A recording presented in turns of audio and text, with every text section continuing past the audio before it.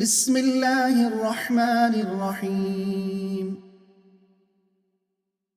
الحمد لله الذي خلق السماوات والأرض وجعل الظلمات والنور ثم الذين كفروا بربهم يعدلون.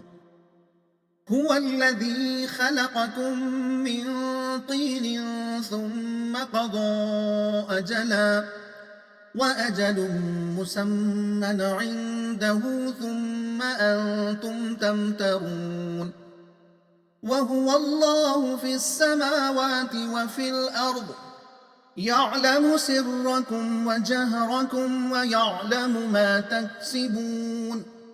وما تأتيهم من آية من آيات ربهم إلا كانوا عنها معرضين. فقد كذبوا بالحق لما جاءهم فسوف يأتيهم أنباء ما كانوا به يستهزئون. ألم يروا كم أهلكنا من قبلهم من قرن مكناهم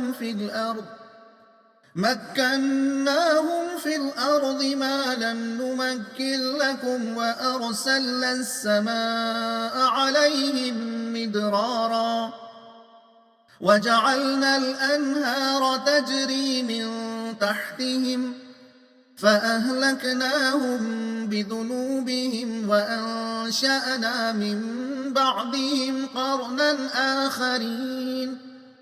ولو نزلنا عليك كتابا في قرطاس فلمسوه بأيديهم لقال الذين كفروا إن هذا إلا سحر مبين. وقالوا لولا أنزل عليه ملك ولو أنزلنا ملكا لقضي الأمر ثم لا ينظرون.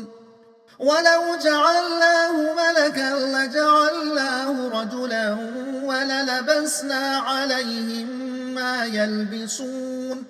ولقد استهزئ برسل من قبلك فحاق بالذين سخروا منهم ما كانوا به يستهزئون.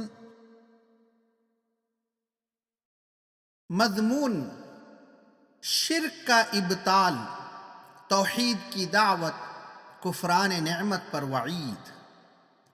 مطلب، اے نادانو، جب تم خود مانتے ہو کہ زمین و آسمان کا خالق اور گردش لیل و نہار کا فاعل اللہ ہی ہے، تو پھر دوسروں کے سامنے تم کیوں سجدہ کرتے ہو اور ان سے کیوں دعائیں مانگتے اور اپنی حاجتیں پیش کرتے ہو؟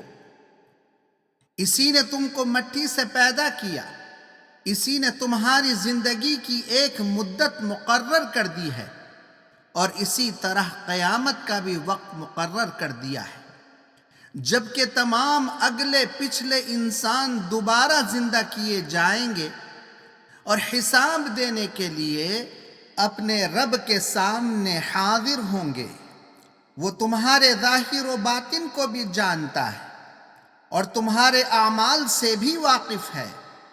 پچھلی کئی قوموں کو اللہ ہی نے زمین پر اقتدار بخشا تھا، لیکن جب انہوں نے کفران نعمت کیا تو اللہ نے ان کو تباہ کر دیا۔